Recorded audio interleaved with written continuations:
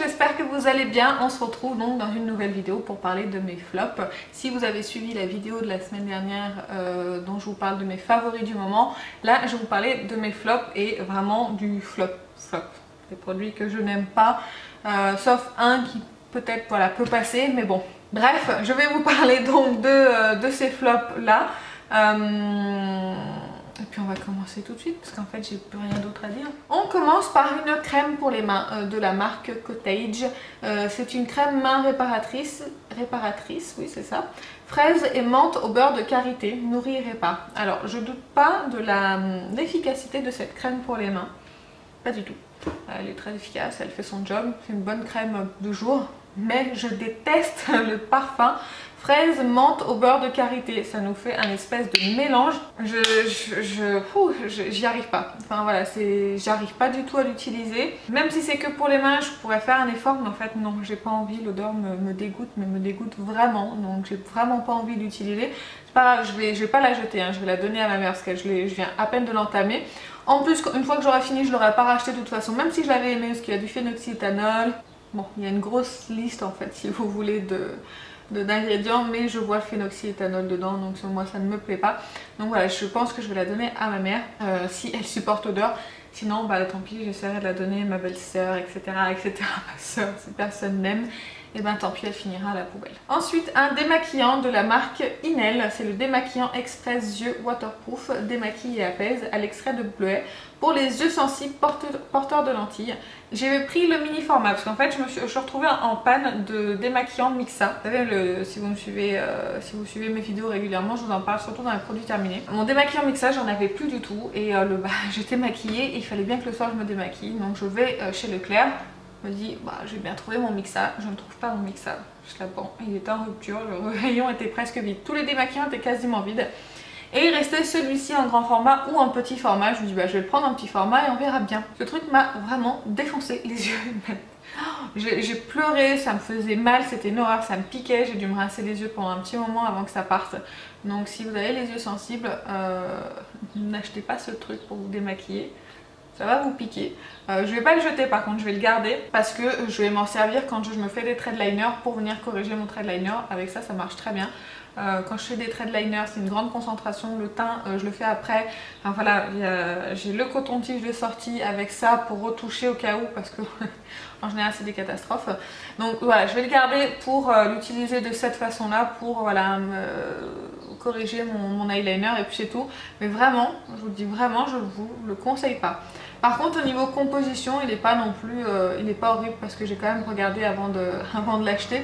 Il n'est pas horrible, mais par contre voilà, il fait vraiment très mal. Ensuite, un dissolvant de chez Sien ou Sienne. Je me souviens toujours pas de comment on dit, on s'en fiche. C'est un dissolvant sans acétone, adapté aux faux ongles.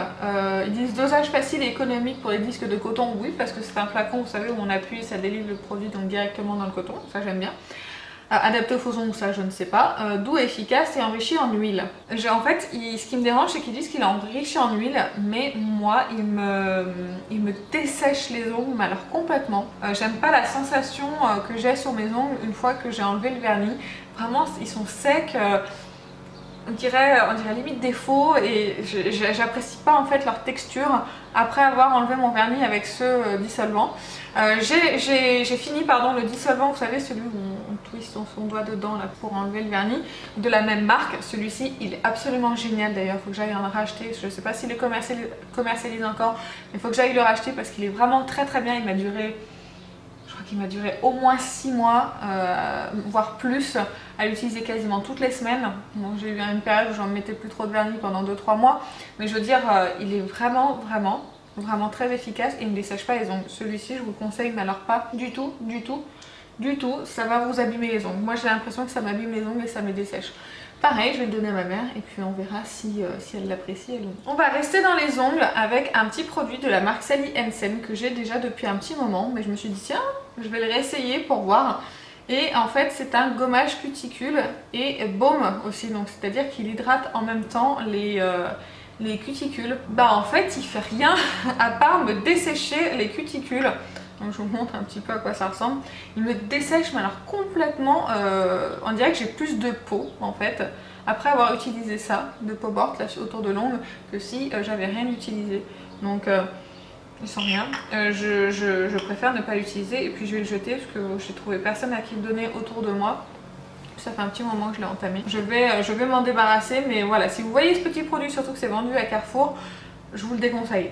Réellement, je vous le déconseille parce que j'apprécie pas le fait qu'il me dessèche les ongles alors qu'il n'est pas censé faire ça. Enfin, le contour, les cuticules alors qu'il n'est pas censé faire ça. Toujours dans les ongles, après j'ai plus de produits pour les ongles. C'est un vernis de la marque L'Oréal. C'est le Color Riche en teinte Christina Taupe. C'est le 968. Alors ce vernis je l'avais acheté dans un kit de 3, un blanc je crois, un doré et celui-ci. Bref, on s'en fiche. Et je l'avais jamais utilisé celui-ci. Je l'avais fait peut-être depuis plus d'1 an. Il était neuf, jamais ouvert. Et quand je l'ai mis, il m'a duré à peu près 1 journée. Alors que les vernis L'Oréal, c'est des vernis que j'apprécie vraiment beaucoup, qui tiennent facilement 1 semaine sur moi avec le Top Coat Sally Hansen.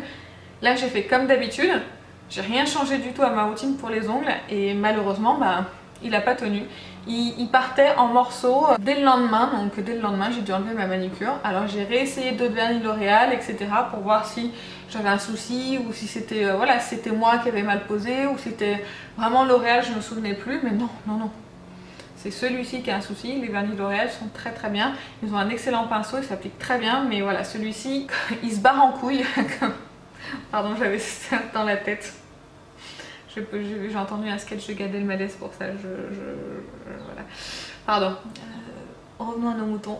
Du coup, je vais le jeter parce qu'en fait, il sera inutilisable. Alors ensuite, un produit dont je vous avais parlé dans ma vidéo du crash test UR Cosmetics. Donc vous savez, c'est la marque qui remplace entre guillemets ELF. Et j'avais commandé un eyeliner en fait et je vous ai dit il est très bien, ma foi il s'applique bien, etc., etc. Je reviens sur ce que j'ai dit, j'espère que personne l'a acheté à cause de moi, sinon je vais m'en vouloir. Je reviens dessus parce qu'en fait je vous avais dit que mon liner que j'avais en marron était sec et donc c'est un fluide line de chez MAC, donc voilà c'est celui-ci. Et que j'en voulais un autre, c'est pour ça que j'avais pris celui-ci et de chez UR Cosmetics. Et en fait, je me suis dit, il est pas mal, il s'applique bien et tout. Mais en fait, il est aussi sec que le MAC. Le MAC, ça doit faire bien 3-4 ans que je l'ai. Celui-ci, ça fait 1 mois que je l'ai. Et la texture est aussi sèche que le MAC. Donc en fait, je me dis si je veux un liner, autant que j'utilise le MAC parce qu'en fait, ils ont la même consistance tous les deux. Donc je suis vraiment dégoûtée. Parce que je pensais que j'avais voilà, un nouvel eyeliner et qu'il allait très bien, mais en fait sur le moment je m'en suis pas aperçue. C'est après quand je l'ai réutilisé, je me suis dit mince, la texture elle me fait penser au MAC que j'ai qui est sec et qui est périmé. Donc je suis un peu déçue. Tant pis pour moi, je suis désolée, je reviens vraiment sur ce que j'ai dit dans la vidéo.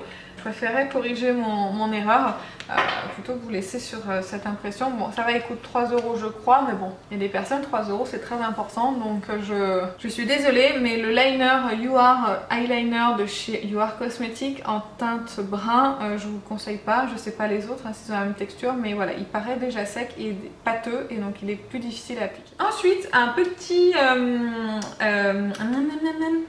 comment on appelle ça? Highlighter, pardon. Donc c'est un highlighter de la marque Mimimi ou Mememe, je ne sais pas.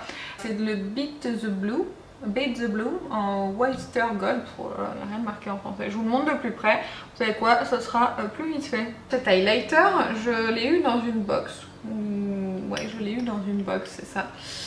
Et je n'ai pas l'habitude d'utiliser de l'highlighter liquide en fait parce que j'utilise très peu d'highlighter déjà et j'avais ça, je me suis dit bah tiens vas-y ouvre-le, tout neuf, je l'ouvre, nickel.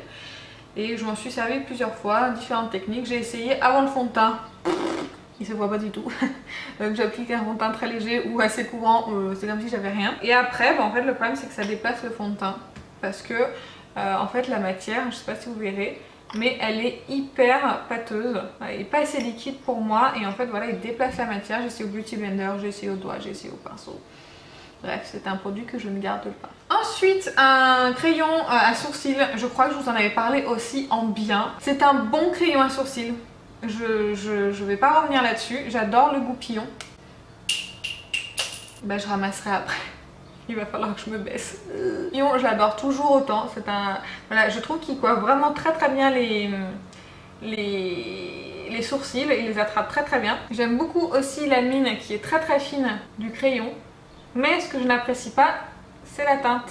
La teinte et la texture en fait, si vous voulez, de... Là sur ma main on dirait pas. Mais dans mes sourcils en fait, il a atterri un petit peu orangé. Donc j'aime pas bien en fait avoir ça dans mes sourcils.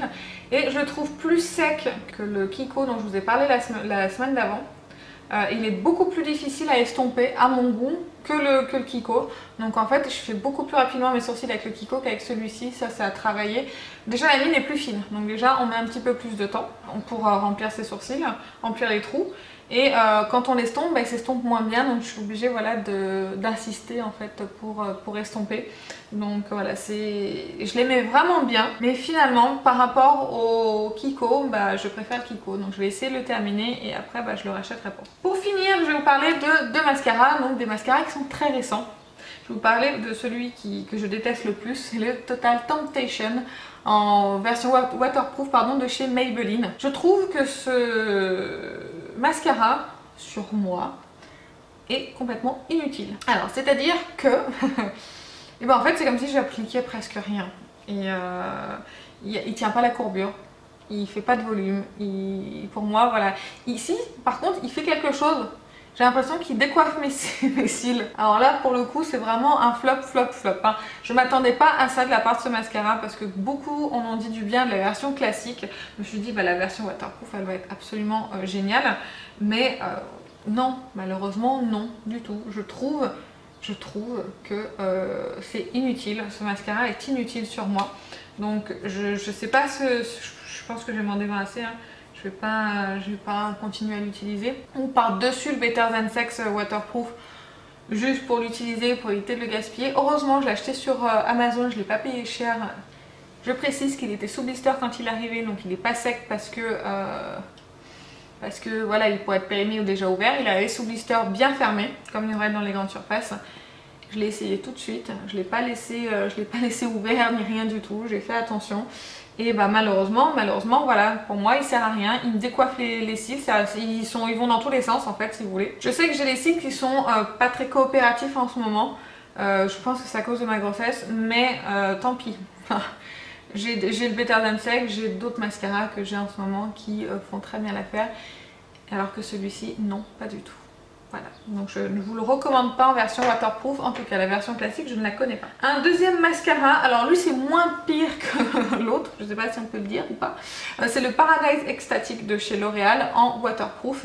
Celui-ci il fait un volume de fou, je ne peux pas lui enlever.